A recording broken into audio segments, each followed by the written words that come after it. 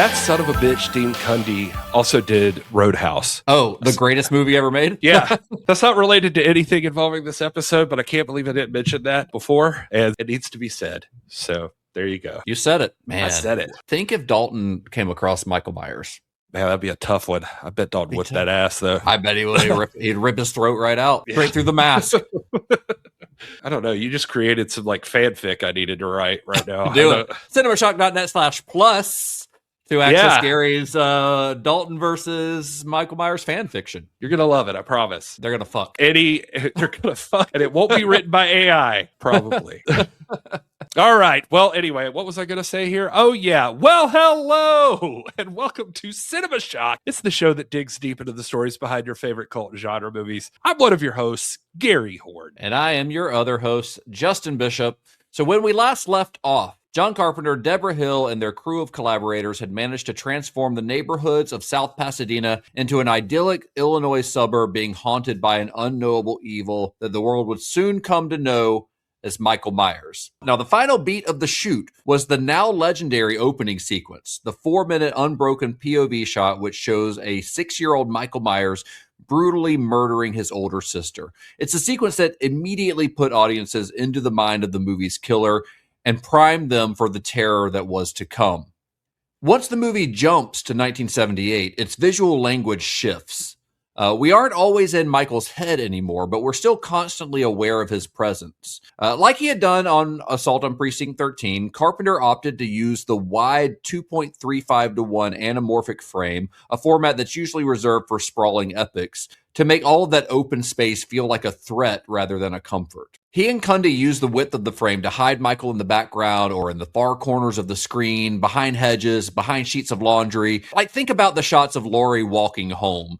She's on one side of the frame, while in the distance, almost hidden, is Michael in his white mask. It's there, but it's not in the foreground. Because the frame is so wide, your eyes have to constantly scan the periphery. Carpenter is training the audience to be as paranoid as Laurie is. He could be anywhere. I was watching this movie last night, taking care of my notes, and I was like, I'll just have it on the side. One screen's got this movie going on. I'm working on one screen, and I can't help myself. I keep looking over at the screen, and I remember distinctly the part where Laurie sees him step out from behind the shrub. The hedge, yeah. The hedge, yeah. And then Annie goes to check it or whatever, and then Annie goes back up to her house, and Laurie keeps walking on. And even in that scene, even on the 500th time I've seen this damn movie, I caught myself engaged in just watching, and then I'm looking behind her over in the corners because I know he was there, and I'm like, did I miss him? Maybe he's like gonna be peeking out from over here or over here, you know? I'm just like, I don't know. It was just weird. It's like I know that he's not there as far as I know, but I couldn't help but like look for him.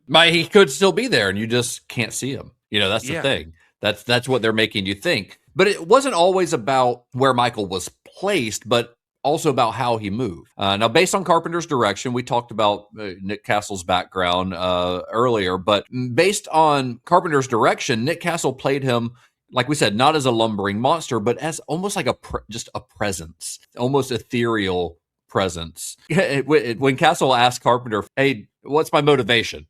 the cliche Hollywood thing. What's my motivation? He was told, just walk from here to there. Basically, walk from point A to point B. And that absence of performance, mixed with Castle's natural grace, of course, is what makes Michael Myers so unsettling. It's so crazy that he knew exactly what he wants. I get Nick Castle's concern. He's not an actor, and he's probably wanting to make sure that he nails it. But yeah, just like you said, he in the commentary mentions that there was, like you said, zero acting direction, because he said Carpenter just had this idea in his head that the shape is a void, this total nothingness. He said, so like when you mentioned that thing about, what's my motivation? He says, your motivation is to walk from here to there. He said, he specifically said, stop trying to act and just walk. Anyway, he wasn't an actor. He also wasn't a bodybuilder. One of the things from the commentary that I thought of that just now for some reason is that I remember him talking about when he had to carry Annie's body around the house in that one scene when Tommy looks out there or whatever, and he's like watching it. He's just like, out of all the scenes, this was the hardest scene. He's like, I swear she's probably only 105 pounds, but dead weight is no joke. And I could not do that now. I think one of the most effective and memorable examples of Michael Myers' creepy movement, I guess you would say, is that head tilt after he kills Bob. It's a moment of almost innocent curiosity, like he's observing his work the way an artist might step back and look at a painting. In the commentary, Jamie Lee Curtis describes it as like how her dog would look at, food if you handed it, put it in front of him or something. I think that by completely stripping away Michael's human emotion, Carpenter and Castle created something that the audience could never fully comprehend. And that's exactly, I think, what Irwin Yablans had envisioned when he talked about the theater of the mind. The monster that you can't understand is always so much scarier than the one that you can. Yeah, this was the only direction I recall him mentioning or hearing or seeing ever that Carpenter gave him was in the scene where he kills Bob, and he does instruct him to do the head tilt. And I think Castle in the commentary says it's like you're looking at your butterfly collection. Right. Which in the history of directing, well done, John, because that's like one of the most memorable scenes of all time. It is. And it takes it though from like an innocent kind of thing too, I think, to like more like clinical and observation. Like you're pitting the insect to a display board, but like less Bob Ross with a happy little tree and more like entomologist who's like uses butcher knives instead of push pins. I said innocence in my description because it's almost as if he doesn't understand what killing is. Like he still has the mind of a child who doesn't understand. He doesn't know the difference between right and wrong. Like Loomis literally says that. So he like puts this guy up on the wall, and it's almost like he's doing it to play a game, and then he's looking at it like, wait, look at that. Like what the fuck? Like he's dead kind of thing. Yeah. Well, and that's the thing. You don't know what's going through his head exactly. So it makes it way creepier. Yeah. So while Nick Castle, he is largely credited as the Shape, as Michael Myers, and he definitely defined the walk, and he plays him for, I think, the bulk of Michael's screen time. But Michael Myers was actually the collective effort of several people. I mean, he's the one who's listed in the credits as the Shape, Nick Castle as the Shape.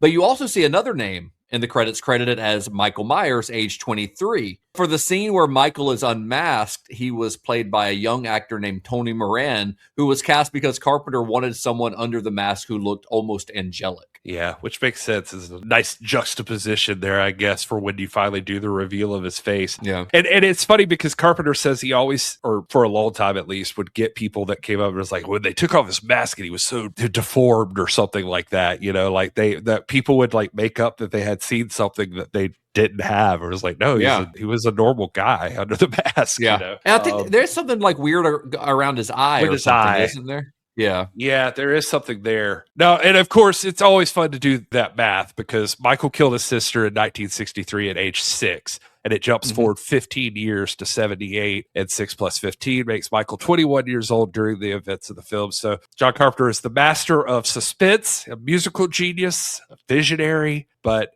nobody in the editing room had a calculator. I guess. Not great at math. Not the master of math. He aged extra years while he was catatonic, so more evidence that he's supernatural, I guess. Right. Technically, there are 6 different people who play Michael Myers at various points in the film. Because in addition to Castle and Moran, you've got Will Sandon, who you mentioned earlier, who played the 6-year-old Michael when he gets unmasked in that opening scene. He's only in the one scene. Then Deborah Hill's hands, we talked about, were used in the POV shots in that same sequence. A professional stuntman named James Winburn stood in for the high risk moments. Specifically, I think he does the fall off the balcony at the very end of the movie. Yeah. And again, always, since you mentioned her again, props to Deborah Hill for being the first Michael Myers, technically. Getting the first kill and playing a 6-year-old boy with the best French manicure in this neighborhood. Seriously. Go back and look at it up close. It's salon quality, which is very unique for a boy his age in 1963. No, there were just so many less resources in 1963. Right. For what it's worth, too, she wasn't only in that scene as Michael. She was also the adult Shape at one point in the external wide shot where Tommy is looking out the window and just sees the Shape standing there looking at the house. That is Deborah Hill in the coveralls. Really? She apparently happened to have the costume that day and nobody else was available and they wanted to get that shot. So he's like a foot shorter than normal in that scene? She's and like you can't really 5'2" tell. Yeah, it's a long shot.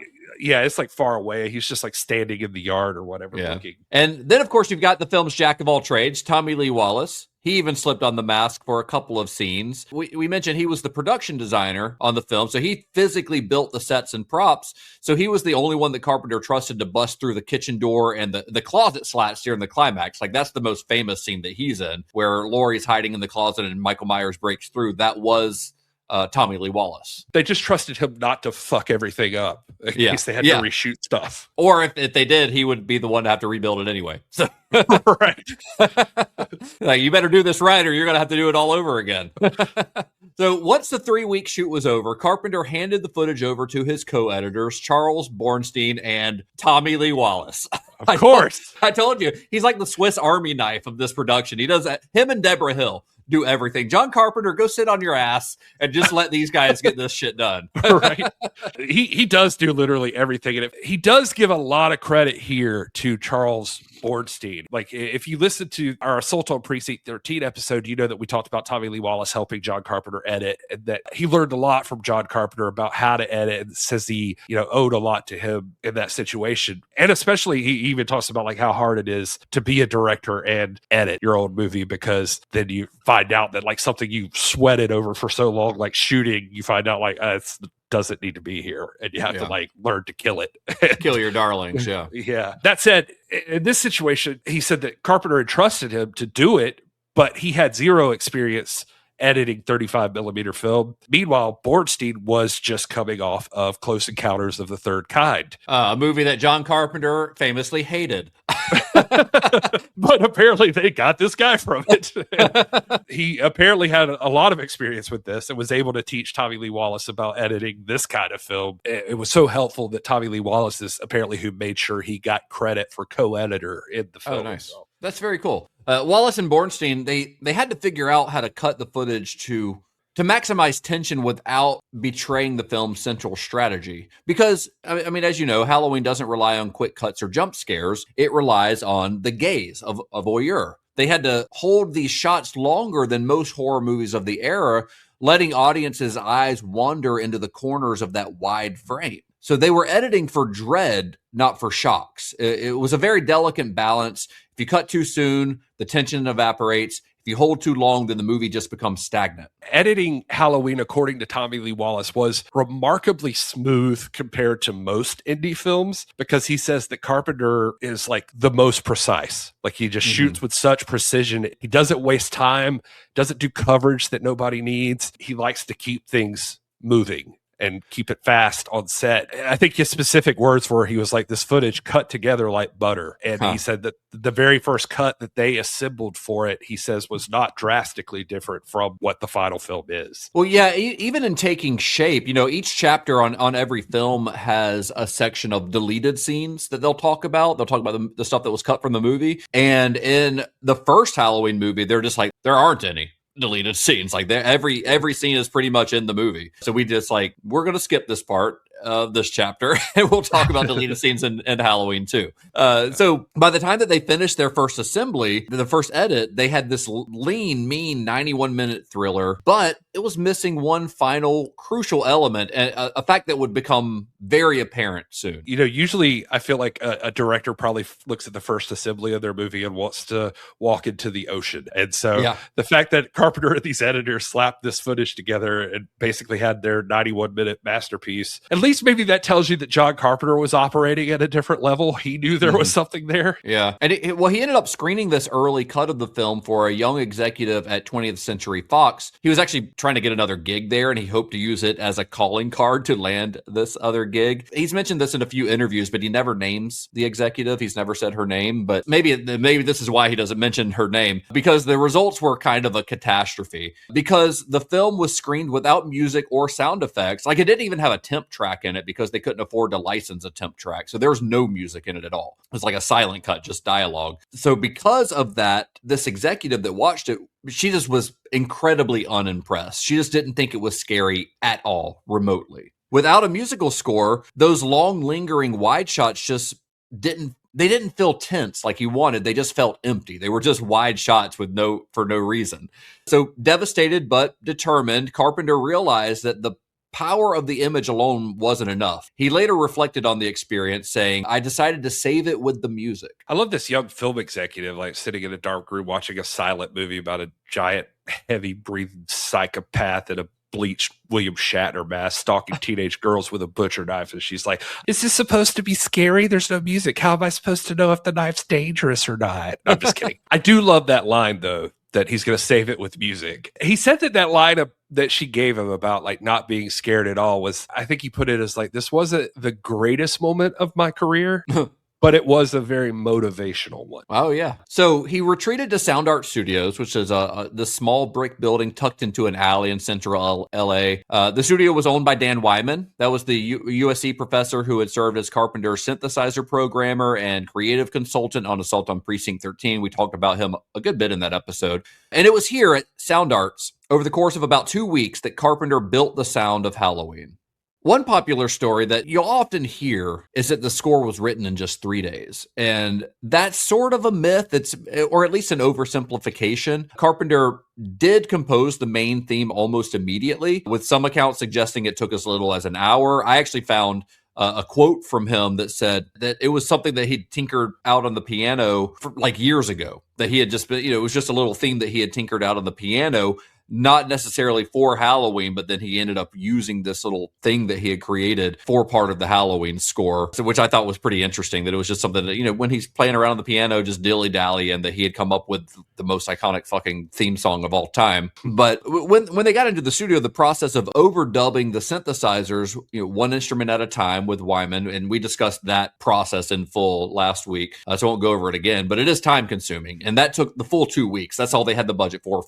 Was 2 weeks for the score. And to create the score, he reached back into his childhood, recalling a complex 5/4 time signature, an exercise that his music professor father had taught him on the bongos. Now, I'm not a music theorist or anything, so that maybe, Gary, you've got more of a background on music than I do, so maybe you can speak to this better than me. But from what I understand, like most popular music is in 4/4 time, a steady, predictable rhythm that the human ear finds comforting. But 5/4 is unbalanced. Like it feels like it's constantly tripping over itself, never allowing the listener to fully settle. This is the part where you wanted to credit the Bowling Green Philharmonic Orchestra. They really did this. They did a great job. Well, there's a few things that really make it work to me. I think the way he keeps dropping down and coming back in like octaves really messes with your head too. Like you can't quite ever get your head around it. I was thinking today when I was picturing it, I could hear the music in my head, but I think if I tried to line up what keys were happening when in my head to like it actually playing, I'd probably be a little bit off still. Not something you couldn't get past if you were trying really hard and just like memorized it, but then when it's not your like initial focus, it's weird. You don't know where it's going exactly. And even listening now, it's like this. What happens with that 5/4 time signature you talked about, like tripping over yourself? It's just like there's this extra thing in there, and it just feels like it's never resolving itself. Like it keeps going. And it's so, and you mentioned it's so rare in like popular music. It just inherently sounds weird to your ear. You can't like get your head to settle into like a comfortable groove with it, which is what keeps you on edge a little bit. And you don't know why. There's a jazz song called Take 5, which is a good example of a decently popular 5/4 song. You'd probably know it if you heard it. Also, the Mission Impossible theme is in 5/4.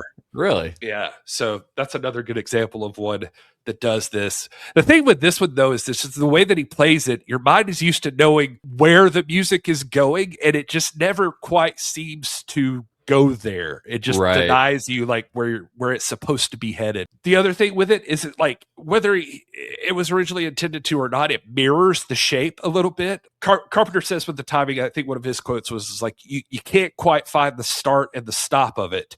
So it has this like irregular momentum, and it's just kind of inescapable. It just feels like it's relentless, and it just keeps going. There's no like resolution, like I can just go get to the end of the chorus and come back to the verse. And, which I will note, before the piano was ever even recorded, another thing he did was he had Dan Wyman lay down like this electronic drum beat that's basically just like a little jolt of metronome that's in there. It's actually not a drum or a metronome, and I think John Carpenter says he can't even remember how he got the sound exactly or like what it was that he was going for there. But if you listen back to the music, you hear the little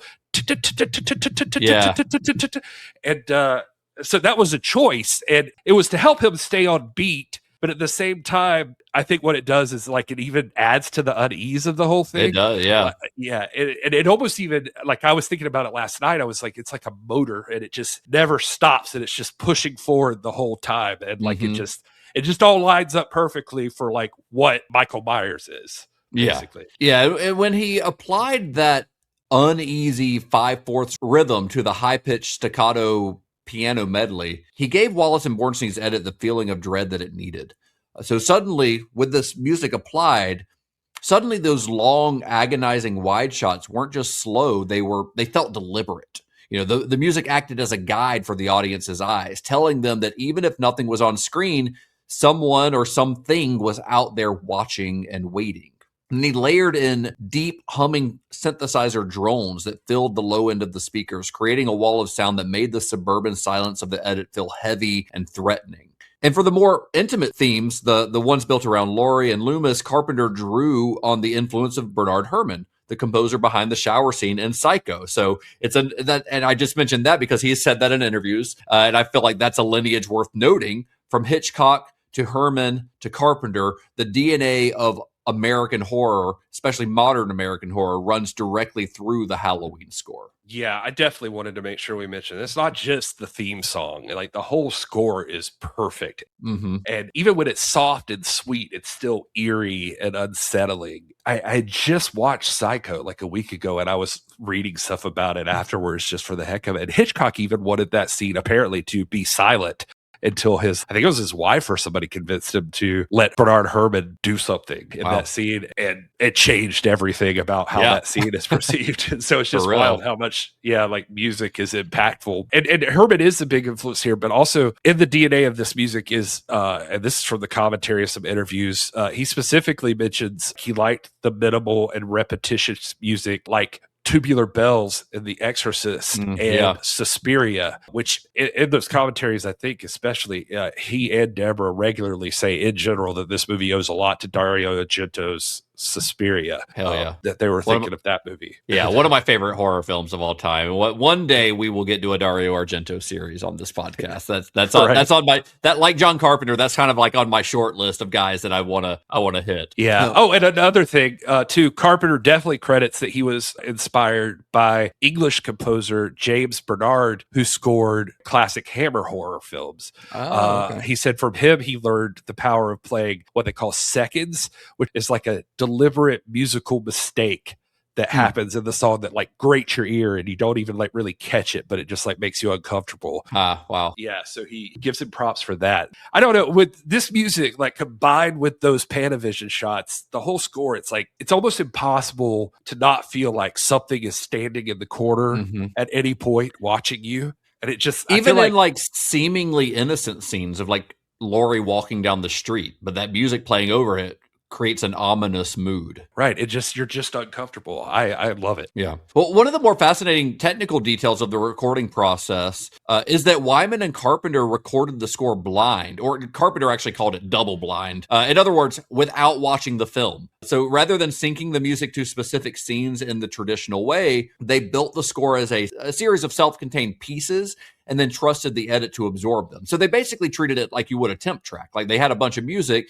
not knowing exactly where they were going to go, and then putting them in where they felt that they fit. And that's an insane thing to think about, considering that this became one of the most iconic movie scores of all time. Yeah. The tech just wasn't there yet then for him to be able to do that necessarily. And I don't even think he actually, if I remember right, he doesn't actually live score, if you want to call it that, like a movie until like Escape from New York. I don't think he gets the chance to really do that. Well, Alan Howarth introduced him to the tech, which is like a TV that would sync up where he could watch it at the same time. Alan Howarth worked on the score for Halloween 2 and Halloween 3 with John Carpenter. So he's kind of the one who introduced him that, then allowed Carpenter to do it on his next movie. Gotcha. It's crazy to think about. He does mention, like, instead of being completely blind, he knew the movie front to back. So he said, he could see scenes in his head. So he would sit at the keyboard, start improvising like chords or drones, and he would build on the melodies based on his instincts of how it was playing out from what he remembered of it. But he was definitely trying to capture more of the atmosphere, the like the vibe of the whole thing. He has like 4 or 5 musical moods. So they could be like this driving or tense or this low, ominous stuff. We kind of hinted at this, but I do want to mention that there was all that discussion about like him writing and making up the Halloween theme and all this stuff. But Deborah Hill definitely tells stories that when they were working on the screenplay, he would take little breaks and go to a piano and call her over and like play pieces of music, especially like I think she says like haunting melodies that he was thinking of while they were writing. He was already like workshopping it, sort of. Yeah, so I was just gonna say, despite all the myth making, I do think the vision of this whole thing was a little more holistic. Like even the music goes back to the very beginning of the thing that he had like something in mind. An idea. Yeah. Yeah. So, by the way, there is an epilogue to that story about the Fox exec who had seen the film early on. John Carpenter tells this story where a few months later, this is maybe like 6 months after the movie came out, after it had become a phenomenon, Carpenter ran into her again, and she told him that she had been terrified by the film. She saw the movie in the theaters when it came out. She was terrified by it. And he explained to her that the only thing that was different about it was the music. She had sat through the exact same footage, but where she had previously seen stagnant shots, she now saw unbearable tension. Where she had seen boring scenes of teenagers walking home, she now saw victims or potential victims being stalked. The film had been completely transformed, and Carpenter had not changed a single frame of it. It was all because of the music. It completely changed the way that she saw the film. Crazy. And that simple piano medley would go on to become one of the most recognizable pieces of music in cinematic history. Just like the 2-note theme from Jaws, or we've mentioned the shower screech from Psycho, Carpenter's score for Halloween has become shorthand for danger. Like people hear the Jaws theme, they hear the Psycho theme, they hear the Halloween theme, and they know what it means. It's a theme that really shouldn't work. It's repetitive, it's mechanical, but its simplicity, I think, is exactly what makes it so effective. You know, you mentioned Psycho there, and the Hitchcock comparisons are all over the place. But I will say, too, there was definitely one interview where somebody mentioned to him, like, the way that music pushes and, like, it gives this, like, tension, and you're not sure if something's there. They were like, it reminded me of Jaws. And I felt like Michael Myers was kind of like the shark or whatever. Yeah. And John Carpenter says in that interview when they mentioned that, he's like, okay, so I've never really thought of it that way before, but I'm not going to tell you that you're wrong.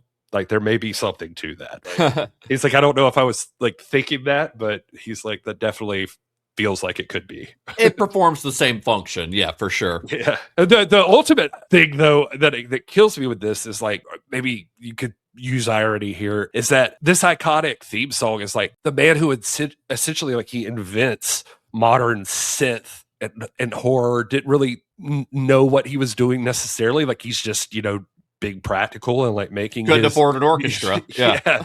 So he's like widely credited as like this pioneer of synth music, especially movies, especially horror. Yeah, and by defining the sound of the 80s with this way that he makes music. But at the time, like, he didn't have, like, some master plan to revolutionize, like, film scoring or anything. He says he's like, I can barely read or write a single note of music. Even crazier, he's working with Dan Wyman, who we talked about as Sold on Precinct 13. Like, he has no idea how to even operate this shit. Carpenter's literally pointing at machines and saying, give me some strings, give me something low. And then he just play the keys. He didn't have, like, formal training and like orchestration, just playing by ear. Yeah, he's just doing it instincts and what he would call, he's like, I do it because I'm quote cheap and fast is the way he always puts it. So just by throwing something on there to save the movie, if you want to look at it that way, he created like a blueprint for how like a lot of these movies will get made. And you watch a movie like the documentary Rise of the Synths, and there's even this kind of discussion in there about how when something like the movie Drive came out, everybody just got this feeling of like, oh yeah, I need that era of music and movies again. But that kind of era they talk about is like, it existed, but it wasn't like you're fantasizing it in your head. Yeah. You kind of like some John Carpenter movies that you remember like in your mind. Yeah. And I don't know, he just takes this whole thing while on Assault and Halloween is this budgetary or necessary thing, I think. And it does end up for him becoming another creative outlet when he's making movies though. Oh yeah. And even now. Yeah. Well, the score was sort of the final piece of the puzzle. Halloween was finished. The only thing left was to unleash it on an unsuspecting public. Convinced that he had a masterpiece on his hands, Irwin Yablon set up a high-profile screening in Hollywood and invited representatives from every major studio and distributor in town. And hardly anybody showed up. Apparently, the big studios in town saw a low-budget horror film by a relatively unknown director as being beneath them, or they didn't think that horror movies don't make money or rarely make money. So Yablans decided to do it himself, kind of guerrilla style. He didn't have the money for a traditional release, so he decided to roll it out slow, one city at a time. And so, on October 25th, 1978, Halloween had its world premiere in Kansas City, Missouri, where it played in 4 movie theaters. Now, I had to ask myself, why Kansas City? Well, Yablans saw Kansas City. It's in the Midwest. It's in the heart of America, just like Haddonfield, Illinois, like that kind of area, right? He saw it as a meat and potatoes American city. He figured that if it could get over there, it could get over anywhere. He spent very little in the way of advertising. No big trailers or TV spots or anything. He basically relied on the now iconic poster, the one with the pumpkin and the knife, He relied on that to do most of the heavy lifting. And the initial numbers weren't great. It was pulling in $200 to $400 per screen during the first couple of days of release. It was released on a Wednesday. So Wednesday and Thursday, it's bringing in $200 to $400 per screen. But then something crazy happened. By the weekend, those numbers didn't just go up a little bit. They didn't just even double. They multiplied by 10. The movie was gaining word of mouth. Folks who saw it on Wednesday were telling their friends, they went to school or went to work on Thursday and told their friends about it.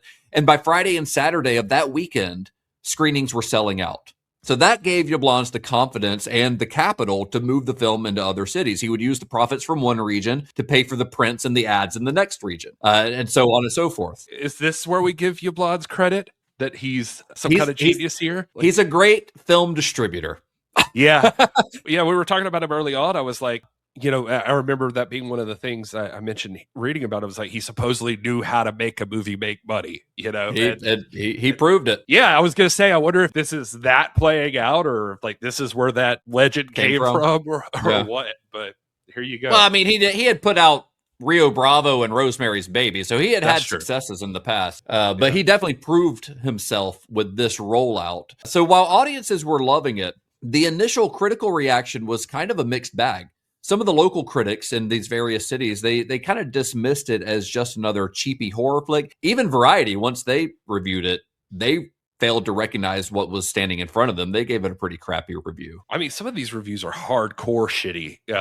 Gary Arnold of the Washington Post. Since there is precious little character or plot development to pass the time between stalking sequences, one tends to wish the killer would just get on with it. Legendary New Yorker critic Pauline Kael. She took the bitch down. Oh, yeah. John Carpenter was wrecked by Pauline Kael not liking it. Yeah. She said stuff like, quote, Halloween has a pitiful amateurish script by John Carpenter and his producer, Deborah Hill. And, quote, maybe when a horror film is stripped of everything but dumb scariness, when it isn't ashamed to revive the stalest device of the genre, the escaped lunatic, it satisfies part of the audience in a more basic, childish way than sophisticated horror pictures do. That's fucking savage. I know. Pauline Kael would be savage. I mean, she's a fantastic film critic. She's changed film criticism, but she would tear a movie apart if she felt like it deserved it. Oh, yeah. I got stuck reading hers. Because I usually love reading her stuff that I've seen, but she even shits on Jamie Lee's performance in this. And damn. For what it's worth, she did compliment the look of the film. Some of the criticisms, there were criticisms of the movie, how there's, quote, no indication of how the killer selects any target, or, quote, the film is largely a matter of the camera tracking subjectively from the mad killer's point of view, leading you to expect something awful to happen, but then the camera also tracks subjectively when he isn't around at all. It's I was reading that stuff and I was like, well, you're pointing out, she said there's no discernible reason the shape targets Laurie. And I'm like, all that's of those the point. things. Yeah, I was like, all of those things. I'm like, yeah, that is the movie. Yep. She also said Donald Pleasance reading some of his dialogue, she thought he was going to have to cross his eyes to keep a straight face. I thought that was a good line. That is pretty good.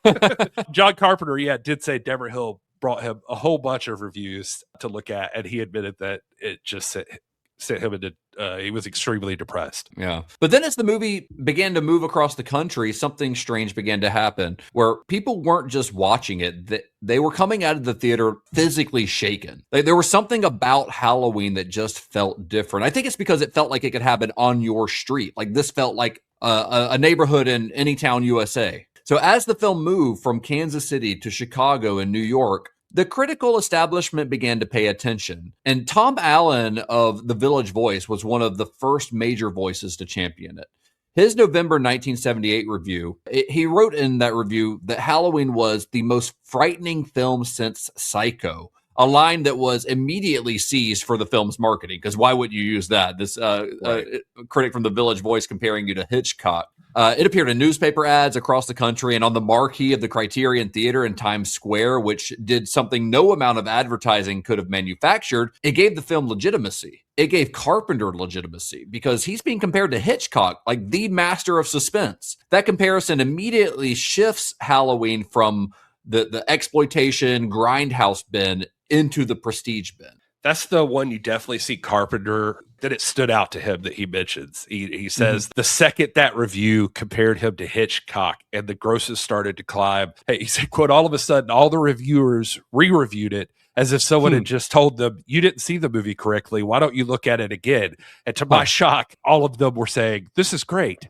He says that another big thing, he remembered going to a theater to watch it to see like what was going on with the audiences. He describes it as being on the sidewalk, so I can picture him like just smoking a cigarette, like listening outside of a theater or something. But he said something like, it was beautiful. He was like, the people screamed exactly when they were supposed to scream. They laughed when they were supposed to laugh. It was like a symphony. To this day, he says, I can tell you that audiences, not the critics, created Halloween. Yeah, the critics finally started catching on, like Tom Allen. Another one of the big tipping points was Gene Siskel, actually. He hit the film from two directions simultaneously. In November 1978, in the Chicago Tribune, he gave it a rare 4-star review, and then he followed it up with a separate piece explicitly urging readers to go see it, calling it the best thriller I've seen in years. And then on Sneak Previews, the TV show that he co-hosted with Roger Ebert, he and Ebert dedicated a full segment to the film, giving it a national platform that most indie horror films would never get. Siskel was so devoted to the film that in a later episode, he and Ebert used Halloween as the gold standard against which to measure and savage the wave of cheap slashers that followed in its wake, singling out Carpenter's craftsmanship as everything that his imitators lacked. That written praise and all of that is awesome. It doesn't even pin down how shook he was by Halloween. For whatever reason, it like got him, just like it got me. It feels like years later, like he told a story that after he saw the movie, he remembered he was at a local Chicago theater, but he walked out. He lived 2 blocks away from the theater he saw it at, but he was too scared to walk home. So he got a cab to take him home. And then he got inside and had to check the bathroom behind the shower curtains and everywhere just to make sure nobody was hiding. Wow. Well, by the time the dust was settled, Halloween had grossed over $47 million in its initial run. Now, in 2026 dollars, that would be the equivalent of over $230 million. So it's pretty good. On a $300,000 budget, it became, by most accounts, the most profitable independent film ever made at the time, a record that it held until 1990 when it lost that crown to another classic, the Teenage Mutant Ninja Turtles. That one got me because, okay, so just a little behind the scenes, I think you had the Blair Witch Project.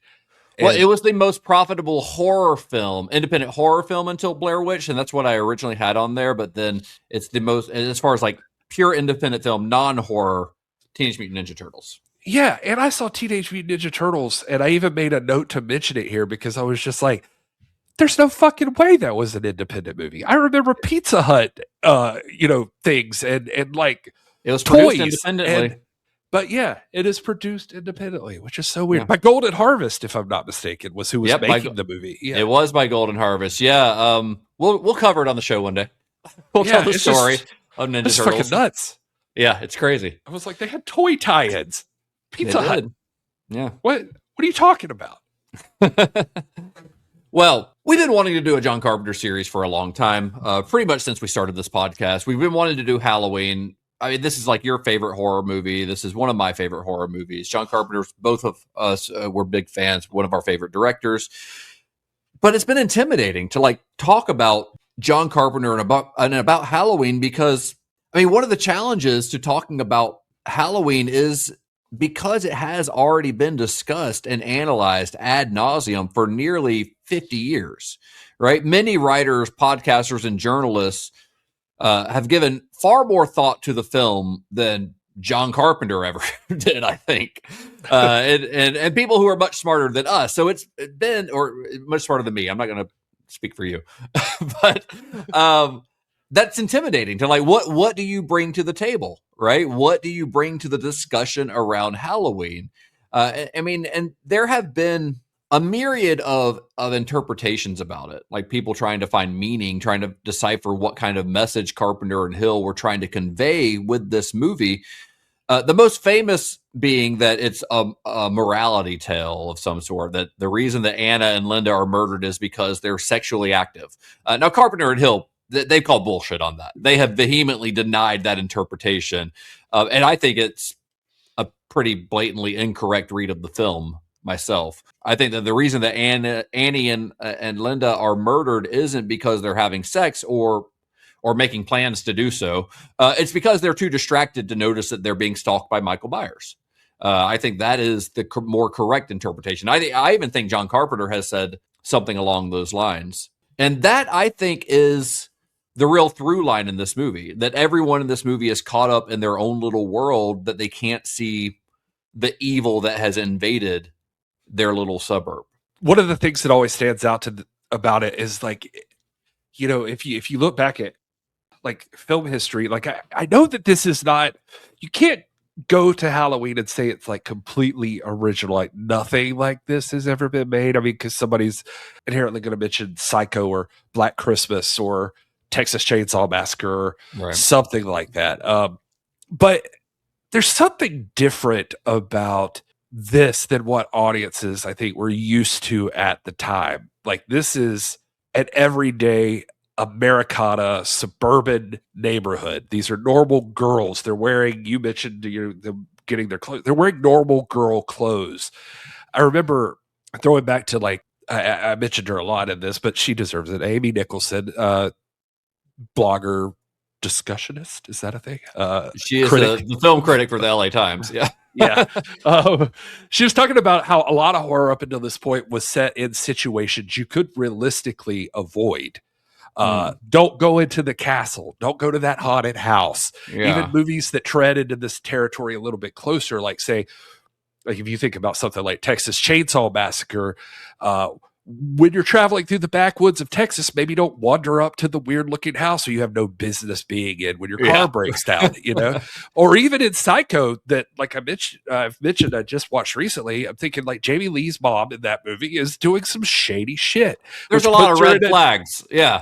It puts her in a decently shady motel. So maybe like some other people that maybe don't sneak up into the Bates house, you know, but these girls, they're just living their normal high school life, worried about normal high school girl things, babysitting on the weekend, and then all of a sudden something evil locks in on them for no good reason. And that's fucking scary to think about. Mm-hmm. We talked about it kind of in our Assault on Precinct 13 episode, but that's what Carpenter worried about too. The idea of just like going outside being your only crime in the situation. Now something sees you and it decides it's going to kill you. And that can happen anywhere, and it can happen to you because right now it's in your neighborhood. Yeah, I mean, just like the little girl in Assault on Precinct 13. Like, they killed her for absolutely no reason. It's this idea of this illogical evil. And I think some people, like some of the reviews that we read, if you listen to the Cinema Shock Plus feed, a lot of them seem to think that there needed to be a reason for Michael doing what he does. But no, it's scarier if he doesn't. And I think the way that we usually talk about Michael Myers is as an invasion, like this external force of evil descending on an innocent community. But when I was watching it this time and trying to figure out, like, what is it about this movie? Like, what makes it feel different? What can we say that hasn't been said before? And this probably has been said before, but it's when you look at the community that he's descending upon, it seems to be, this is something that really stood out to me this time. It seems to not about Haddonfield, and it's specifically about this neighborhood in Haddonfield, I guess, is that it's a series of private spaces where nobody seems to be watching out for anybody else. The parents are gone. You never see them. You see Laurie's dad. You see Annie's dad, but only when he's at work. The parents are gone. The neighbors are behind closed doors. The streets are wide and empty, but there's not a single adult in that neighborhood that's paying attention to what's happening to these kids. And Laurie sees Michael 3 times before he tries to kill her. 3 times she points him out to her friends. 3 times they dismiss her. Annie thinks she's paranoid. Linda just isn't listening to her. Even the sheriff kind of treats Loomis like he's a nuisance. So the community's failure to see Michael isn't just a plot convenience. I think it's part of the point. Haddonfield is a place where people seems like they've outsourced their sense of safety to the idea of the suburb rather than to any sort of actual vigilance and watching out for each other. And Carpenter and Cundy's wide 2:3:5:1 frame, that big Panavision frame that we've talked about, that makes that argument visually, because all that open space, we get all that open space. This is Carpenter using the frame that in a similar way that he did in Assault, right? We've got all that open space, but that space doesn't represent safety. It's exposure. Those hedges don't protect Laurie. They hide Michael Myers, right? That suburb that was supposed to represent the American dream of security and community turns out to be the perfect hunting ground for this evil presence. There's too much space. There are too many dark corners, and there's not enough people actually looking and paying attention. Now, if you were here during our David Lynch series, you'll recognize this is similar territory, because Lynch, one thing that we discussed all through that series was Lynch spent his entire career really pulling back the picket fence to show us what was rotting underneath that soil. That famous opening shot from Blue Velvet, the darkness was always there. It just needed someone to look to expose it. That's what David Lynch was doing. He was exposing the darkness beneath the facade. And Carpenter's doing something slightly different, and in some ways even more unsettling, because what he's saying is that in Haddonfield, there's not anything underneath the surface because the darkness isn't hidden. Michael Myers is walking right out there in the middle of the street, right out in the open, in broad fucking daylight. But nobody notices because nobody's looking. They're all just self-contained and worried about themselves. And I think that is, John Carpenter says that he doesn't like anyone pulling meaning from his movies. He famously hates, not in a David Lynch way, but more in a that's pretentious, don't try to read into it kind of way. But I think his views do subconsciously bleed into his films, whether he thinks that they are or not. He always talks about that there's shady shit in the suburbs. Yeah. I think he made a show called Suburban Screams. That's his most recent project is called Suburban Screams. Amy Nicholson, I think in that podcast actually says what's so scary about the suburbs? And he's like, everything. Right. It's there's always something wrong in the suburbs. Yeah. It's because where nobody's looking. Nobody's waiting for you to find it. Yeah, exactly. Okay, I'll throw out another thing that I really do love, though, I think, about this movie, that a lot of other horror movies, I think, could tend to forget, or even during the same period, a lot of copycats will forget, is that they're making this movie and it's supposed to be scary. That's the goal. They're trying to scare you. But I also think it's important to note they're having a good time. And they're having fun doing it, and they intend it to be fun. They're trying to make a movie that scares you, but in a fun way. When I talked earlier, sorry to interrupt, but when I talked earlier about John Carpenter shitting on Close Encounters and stuff, he was talking about being anti-pretension in movies, and he says in that interview, to me, movies are entertainment, and that is their number one function, is to entertain and to give people a good time out. Yeah, that's a great way of looking at it, and that's it. Yeah, because so when I say that, I'm talking about there's things in this movie like the jokes between the girls, or the little scene with the weed where Annie and Laurie are smoking and run up on her dad, or even going all the way to Michael in the sheet with the glasses on. There's silly little moments that Carpenter puts in there that kind of keep the movie bouncing back and forth. There is something a little funny about Michael dressing it like a ghost, but he's even being playful. But at the same time, he's a bit of a silly goose. Yeah. And at the same time, that's serious business too. So there's this weird balancing act that he's doing. I mean, I'm not talking about Bob's weird ass joke about stripping Lindsay Wallace naked. That's inappropriate. I don't know how that got through. Hey, I'm going to say that's inappropriate. Yeah. That one always gets me every time it happens. I'm like, what?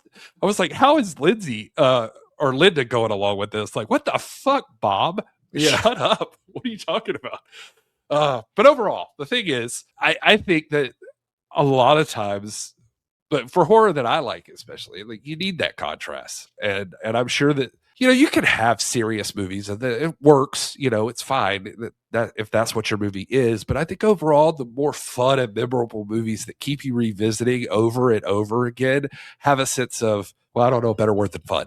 That's what I'm going for. Right. Outside of the movie, that was the same case too. Like you could tell that the people involved just really had a passion for making this happen. And I feel like that helps even the characters work in the movie, like the relationships that feel real, like those girls are best friends. Like the Jamie Lee Curtis has been babysitting Tommy Doyle the whole time. I know Nancy Kyson at one time, one of the things I read said that this was one of the best times she's ever had on a film. Like there was this huge camaraderie on set because they were all so young and just hanging out together. And there was a lot of energy and there was just this perfect point in their lives of like, nobody's got any experience. So there are no egos, but also we do have some experience. So we're not afraid to just do what we need to do. Oh, wow. Yeah, that's good. I mean, sometimes you have to think about the intent of the filmmaker, and John Carpenter, like we said, wants to make a good time. Now, wants to give the audience a good time. That's not always the case with every filmmaker. I mean, we just got done doing David Lynch, and that's not necessarily the case with David Lynch. David Lynch movies are sometimes a rough watch. I mean, they are designed to make you think and to make you experience something. John Carpenter is very, very different. He probably doesn't like David Lynch movies, but I think obviously I love both of them. So I feel like there's room for both. And I think John Carpenter movies, I mean, he does have at least one movie in his filmography where he's very clearly trying to get a point across, and that's They Live, trying to say something. But I think there's an anti-authority streak that runs through a lot of his movies. Not necessarily this one, a little bit though. This one's more, I do feel like there's an anti sort of suburb thing going on here though. I just don't think that's his focus. I don't think that's the main point of why he made the movie. I think he made the movie to scare people and for them to go out to the movies, and you go out on a date with a girl and she gets scared and clings onto your arm. I think that's the experience he wanted to create for people.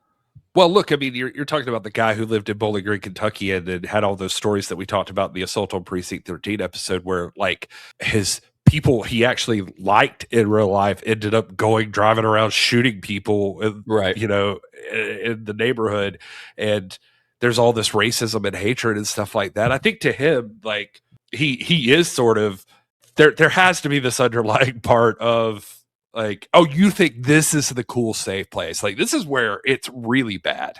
Right. Like he probably is trying to say that a little bit. Mm-hmm. As far as this movie too, I will also say for 8-year-old Gary, who saw this movie for the first time, there's also the aspect at the end of the movie that Michael Myers' body is not laying outside of that house when Dr. Loomis shoots him 6 times, or I think it's like 7 technically or something. I can't remember. But anyway, who does that? That's fucked up. Why would you do that? He's still out there. We got to do something. Do something about it. Well, the success of Halloween didn't just make John Carpenter a household name. It reshaped the horror genre entirely.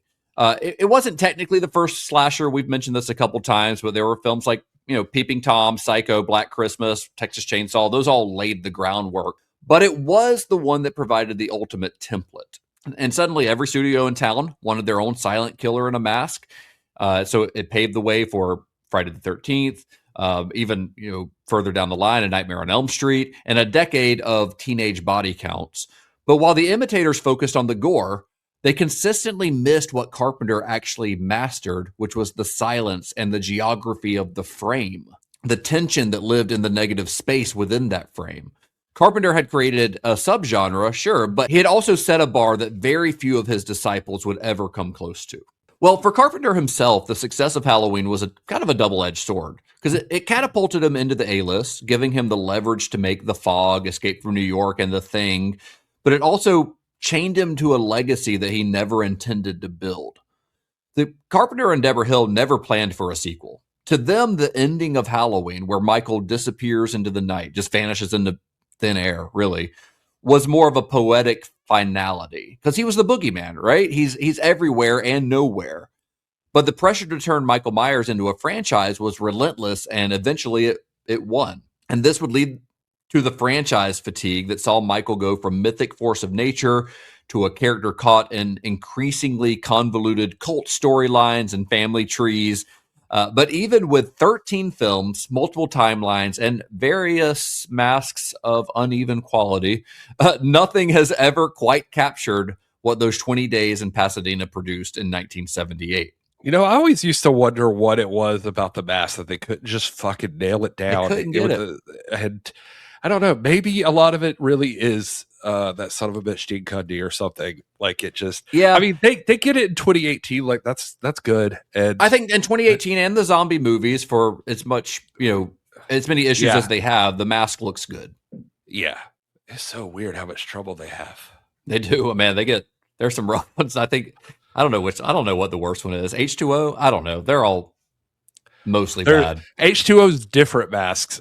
One like of which is not even real. It's like CG. It's like a CGI. So, yeah.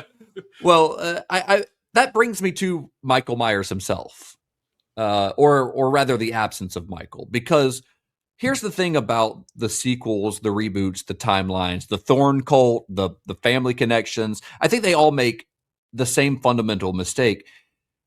They assume that Michael Myers is scary because of what he is. But the 1978 film, the original John Carpenter film, understands something that those sequels never did. And that's that Michael is scary because of what he isn't. Because he isn't angry. He isn't vengeful. He doesn't have a grievance that you can trace back to a traumatic childhood or a supernatural curse. Michael isn't a puzzle to be solved. He's a weather pattern. I think you called him a force of nature. He is an act of God. He's the thing that was always going to happen to Haddonfield, the way a storm is always going to hit a coastline. Like you can track it, you can warn people, and they can listen if they want to listen. You can board up the windows, but you can't negotiate with it, and you can't explain it away. There's not a reason that a hurricane hits a certain town. It doesn't have a motive. Michael Myers is inevitable. He's fate, and fate is patient. And I think that's another thing that doesn't get discussed very often. Maybe because people are used to the sequels and the imitators where the killer just jumps out of the shadows to kill somebody. You get the jump scare and everything. Michael Myers doesn't really do that in this movie.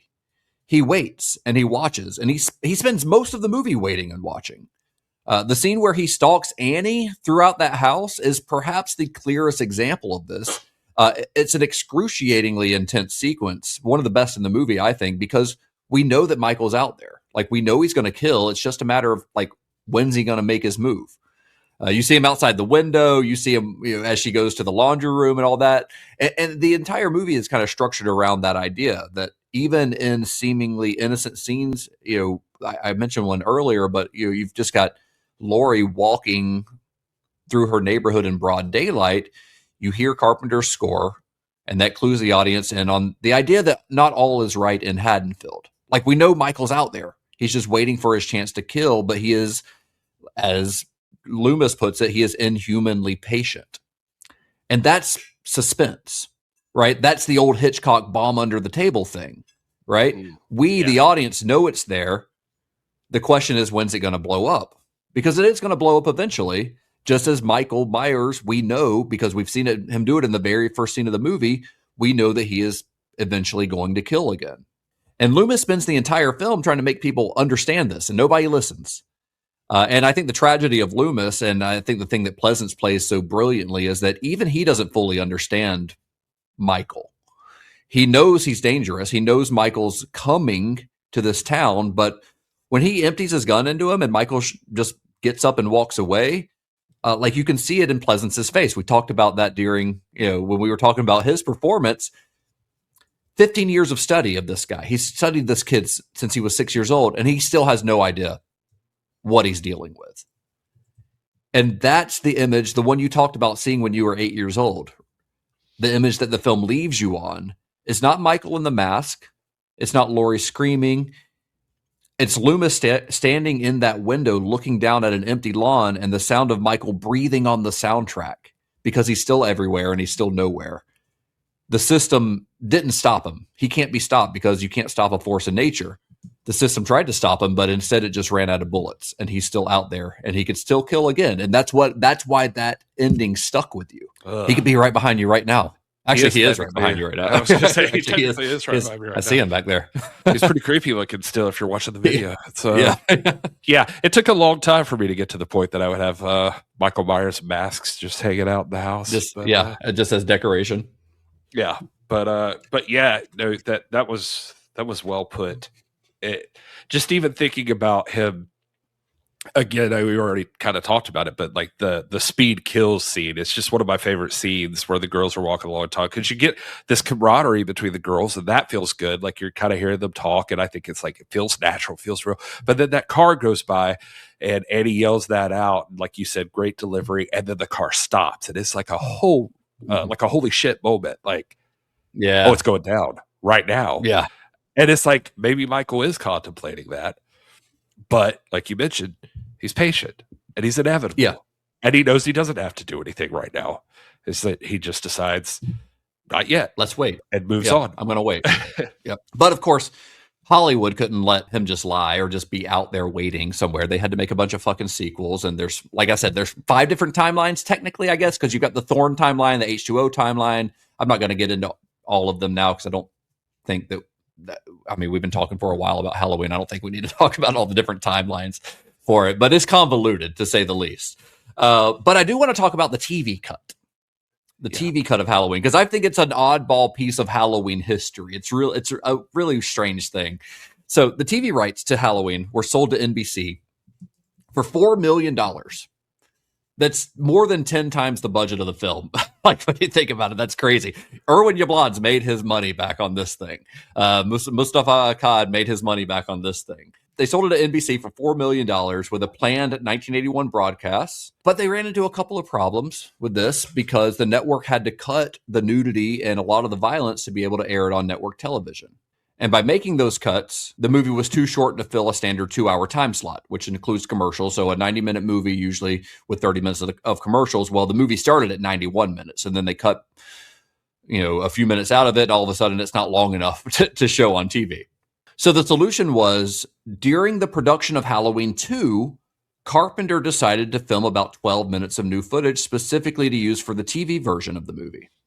And, which is efficient because he was able to use the same crew and the same actors, notably Jamie Lee Curtis and Donald Pleasance, because they were already on set for the sequel. So he didn't have to call them in. Like, they're already there. They've already got a set. They've already got lighting. They've already got Dean Cundy there. And so he wrote a few new scenes, and they were kind of created to use as a bridge between Halloween 1 and 2 because he knew that the sequel was coming out. Like, there's a scene set in 1964, like after Michael's he's still a kid, but he's been in the sanitarium for a bit. He meets with the board to convince them to not release Michael or to actually put him in like a high security facility, which of course doesn't work. He stays at Smith's Grove.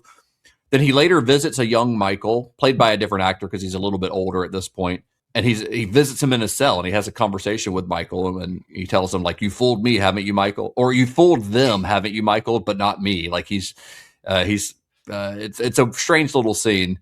But I think probably the most significant change is a scene where Loomis visits Michael's room after his escape, and he finds the word sister carved into the door.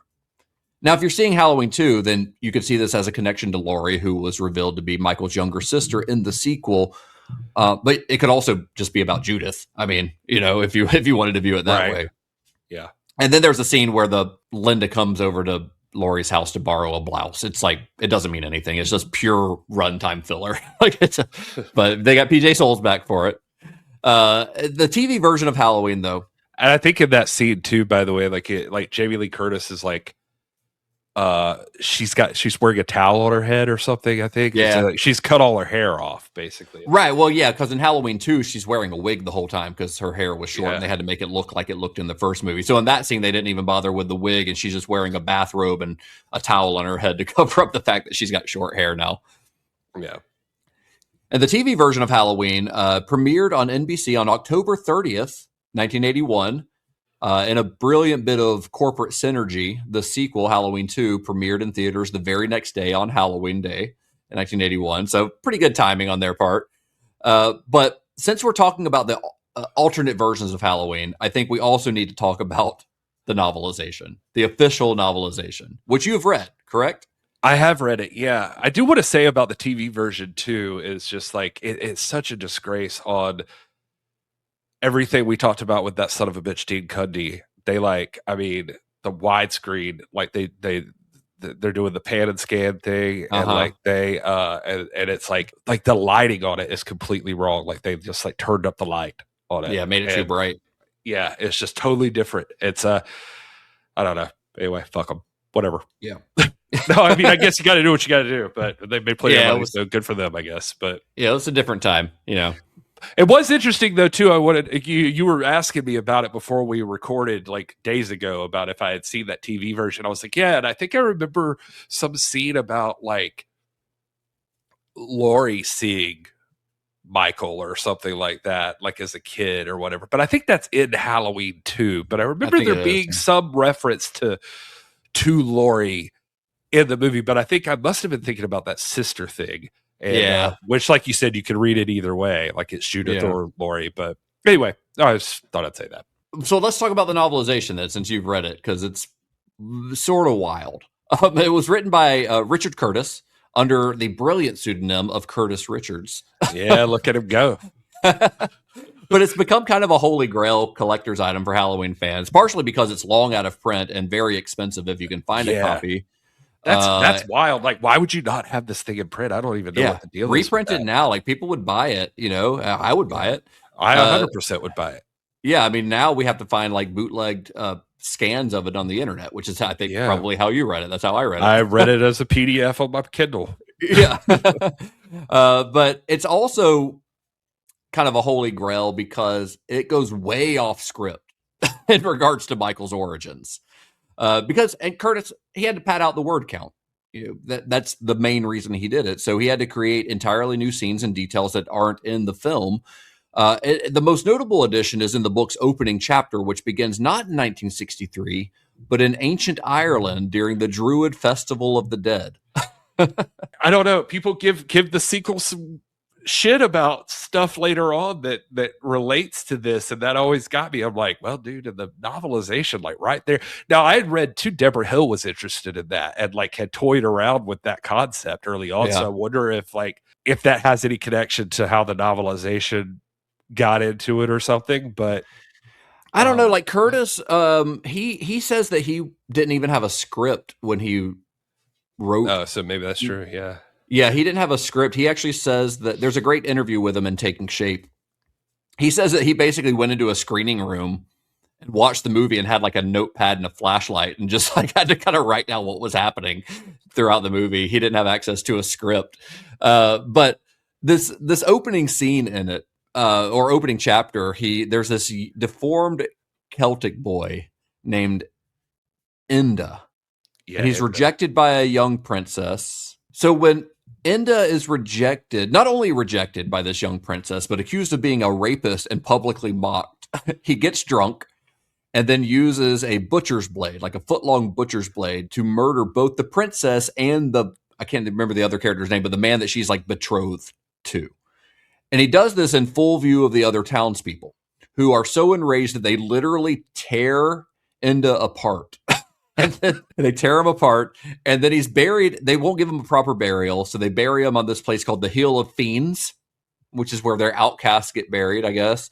And then the village, like shaman, I guess, village shaman puts a curse on Enda's remains and says, "Thy soul shall roam the earth till the end of the time, reliving thy foul deed and thy foul punishment, and may the god Muck Allah visit every affliction upon thy spirit forevermore." That's a direct quote. Yeah. Yeah.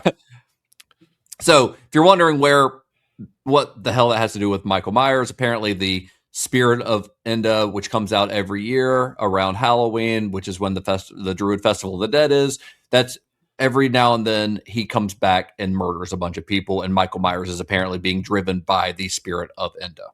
I want to say there's some like hint that it's like he's part of that bloodline or something like that. Yeah, so like maybe a curse on the bloodline that like it comes back every so often or whatever. Mm-hmm. I don't know. It seems like a weird curse to put on somebody that you're like, I'm going to make sure a lot of other people die because of you. Yeah, your entire bloodline is going to be just murdering people. That's how we'll fix you. Well, there's also a lot of internal monologue from Michael, and Yes. and like he's hearing voices that are commanding him to kill, like when he was a kid, and it's implied that voice is the voice of Enda, of the Spirit of Enda. But Michael also speaks in the novel, which he doesn't do in the movie. While he's a boy, he speaks like not Donald Pleasant, but Loomis and him have like conversations, and he even testifies at his own trial in the book. Michael does. Yeah, they give you a little bit more background with like the Smith's Grove time, where I can't remember. It's been a minute, but I know he manipulates the staff and stuff in ways and causes like chaos in Smith's Grove. So it's all stuff giving Loomis clues to, that he's still crazy and still doing weird shit. I will say also the voices in his head, especially with the Judith thing, they really imply some real horniness with Michael in the novelization. And so that makes it awkward with Judith, but inappropriate. Yeah. Yeah, it's funny. There are apparently some lines from the novel that got used in the TV version. So Hill or Carpenter had, I guess, read it and used some lines, and maybe in Halloween 2 as well. But some lines that Curtis Richards had written, and they're like, oh, that's good. Let's use that. Well, and one thing too that I remember now that we're talking about it is that in the novel, so this makes me wonder, like, he had to have access to something, you would think, or maybe he just by coincidence made this up, but there is 100% something in the novel about Loomis's backstory too. Like he's dealing with a failing marriage, and like he like talks with his wife or something like that at some point, and like she's hating like his obsession with Michael and that sort of thing. And so, and I know, we talked about that, like the getting cut. There was a hint of that in the script. Yeah. Interesting. So I don't know, or it could just be a weird coincidence. But the whole novel is pretty wild when you consider that so much of what we've been saying about Halloween, what we've been kind of praising it for, is its simplicity and how it doesn't attempt to explain Michael or his motivation. But I mean, I get it. I mean, this guy had a job to do, and that's hard to do in a novel because you've got to write something. You can't just say like, and Michael walked across the street, or Michael stood there. Right. That doesn't quite work in a book. So you had to come up with something. But it's a weird. And he did laundry, and Michael watched her from the door. Yeah. Right. Yes. So you had to do something to pad out to make a 250-page book. So if you're a big Halloween fan, it's worth seeking out just as a novelty. Can I say too, just real quick, before we move on to the next thing, one thing about that Annie scene has bothered me for my whole life, and it wasn't until this research that I finally got an answer to my burning questions, that maybe because of my wife I became more concerned with or whatever. But when they kill, is the dog's name Buster? No, the dog's name is Lester. Yeah, Lester. Yeah. So, Lester's barking again and getting on my nerves again. And Michael kills that dog. And the scene where he kills the dog like jumps up on him. And like, you just see it, like Michael is, you don't see him choking out the dog or whatever, but like you see like Michael's legs and the dog's legs, and the dog's legs go from being like pulled up, to like slowly just like releasing. Right. And I've always seen that scene. I swear to God, I'm probably stupid. Sorry, everybody. But I've always seen that scene. And I'm like, how the fuck did they do that? Yeah, it's pretty wild how they did it. Yeah, I was like, that does not feel like that's a fake dog. That looks like a real dog. They did not have the budget to make a fake dog. Like, how did they do this? And finally, from this research, I did find that they had a dog trainer on set who had a dog, and the dog literally just jumps into his arms, and he just holds the dog, and the dog slowly just like relaxes in his arms. Well, they did it. They filmed it in slow motion too, to make it slower. Oh, okay. So yeah. So but yes, you're right. But yeah, he jumped into his arms. So he's actually like kind of like just kicking his legs, but they filmed it in slow motion to make it look like he was slowly moving. So really what's happening in real life during that scene is that dog is just hugging his buddy.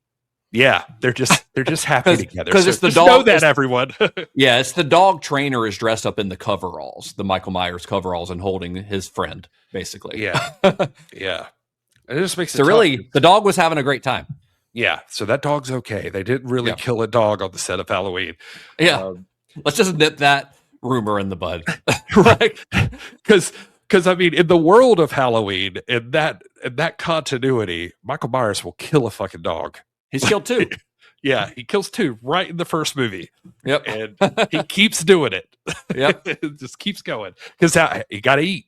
Does he? Do you think he eats? Do you think he literally means that he eats the dog? No, I was going to say, is that in the first one or is that in the second one? No, it's in the first one where Loomis says, I guess he got hungry. Yeah, he says he got hungry. Yeah. Oh, wait, I think that's not a dog, right? That's a possum or something they find. Or they find something, like some kind of dead animal. I think it's a dog. Maybe it is a dog. Anyway, wow, what a weird tangent to go on. Sorry. It's all right. Right at the end of the episode. It's okay. I mean, that's the thing about this movie is you could talk about it forever because there are so many stories about it. There's so much to say about its influence and everything. And, nearly 5 decades later, we're still talking about Halloween because it really is a perfect piece of clockwork. This is a movie made by a group of friends and collaborators, held together by a power couple in a West Hollywood apartment and a cinematographer with a Winnebago, all of whom were just trying to survive this 20-day or 21-day, 3-week shoot on a shoestring budget.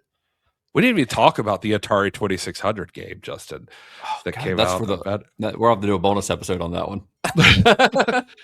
I would just say this, that the music is the only thing that connects it really to Halloween. Like there's no names or anything reused in the thing. And it is about a babysitter running from a serial killer, but like completely missing the point. Like when the killer catches you, he like fucking chops off your head and like pixelated blood squirts out of the neck. Cool. I want to play it. Not like Halloween at all. But anyway, sorry, I sidetracked again. It's just like I've been waiting my whole life to do this episode and I don't want it to end. You have, but it has to end at some point. In the end, Halloween isn't just a movie about a killer in a mask. It's really a movie about the shadow in the corner of your eye. The realization that the neighborhood that you thought was safe, with its raked leaves and its quiet streets, is actually a stage for something ancient and unknowable. And John Carpenter and Deborah Hill didn't just give us a horror movie. They gave us a whole new way to look at the dark. And I think that's why this movie stands as a classic to this day and why people are still talking about it, because 50 years later, people are still finding new things to say about it. I mean, 50 years later, we just did all of this talking about this movie. Yeah, right. I fuck all those people who said it's boring. Yeah, they're dumb.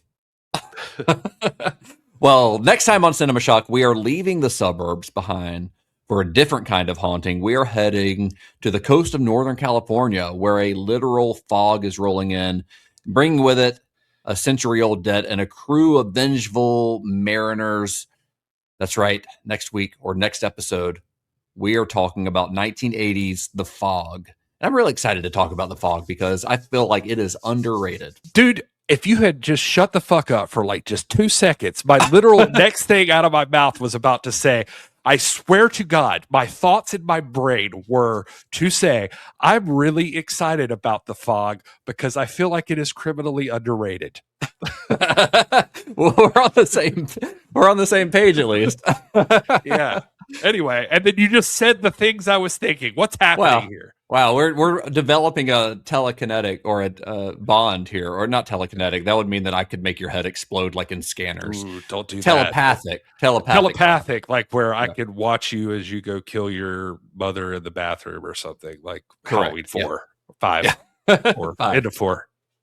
Yeah. All right, well, that's it for Halloween. This was, like we said, one of our biggest, or probably our biggest show we've ever done, longest show we've ever done, or longest series our shows. It's a long discussion, is what I'm sure that we missed something, or I'm sure we did something somewhere. So sorry to everyone about that, but this was a lot. There's a lot of lore behind the making of Halloween. Mm-hmm. I mean, we have not hit a movie that has, I think, this much like just lore in the making of. I know there's so much documentation, so many books and documentaries and biographies and autobiographies, and there's just a lot. And I think we did a pretty good job of wading through all of it. It was hard, though.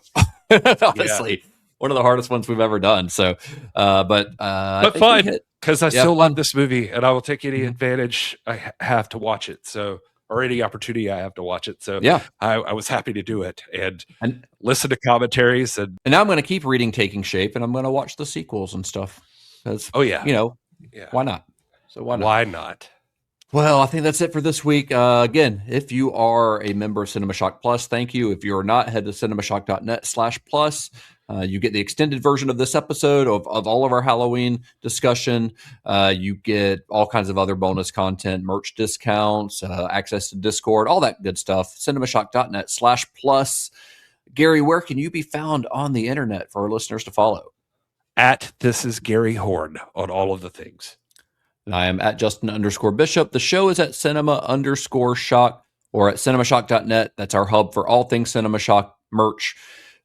Discord, all the links to everything are there. cinemashock.net. If you enjoyed these episodes on Halloween, or if you're enjoying our John Carpenter series so far, share this with somebody. Go rate and review us, obviously on Spotify or Apple Podcasts, wherever you're listening. I think that's always a great way to get us in front of other people. But even better is if you've got a friend who's into horror movies, who's into John Carpenter, and they enjoy a deep dive into how these movies got made, just send them a text, send them a link to this. That helps us out more than just about anything, probably. So we appreciate everyone who shares the show with their friends. We appreciate you listening. And until next time, may the wings of liberty never lose a feather. And be excellent to each other.